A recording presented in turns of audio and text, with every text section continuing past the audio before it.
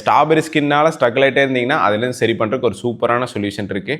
First strawberry skin என்னென்னு பார்த்தீங்கன்னா அது பேர் கெரட்டோசிஸ் பிலாரிஸ்ன்னு சொல்லுவாங்க. நம்மளோட ஸ்கின்னில் பார்த்தீங்கன்னா கெராட்டின் ஒரு சப்ஸ்டன்ஸ் இருக்கும்.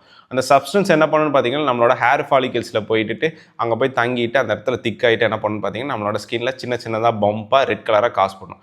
அது பேர் தான் வந்துட்டு ஸ்ட்ராபெரி ஸ்கின்னு சொல்லுவாங்க. இது எதுனால வருதுன்னு பார்த்தீங்கன்னா உங்கள் உடம்புல விட்டமின் ஏ டெஃபிஷியன்சி இருந்தால் வரும். விட்டமின் ஏ எப்படி டெஃபிஷியன்ட் ஆகுதுன்னு பார்த்தீங்கன்னா ஒன்றா நீங்கள் ஃபுட்டில் விட்டமின் ஏ கம்மியாக எடுத்திருப்பீங்க, இல்லைனா உங்களோட ஸ்மால் இன்டெஸ்டைனில் அப்சார்ப்ஷன் கம்மியாக இருந்திருக்கும். இல்லைனா பார்த்தீங்கன்னா அந்த பிசிஓடி பிசிஓஎஸ் கண்டிஷன்லாம் பார்த்தீங்கன்னா ஈஸ்ட்ரோஜன் லெவல் அதிகமாகிட்டே இருக்கும்.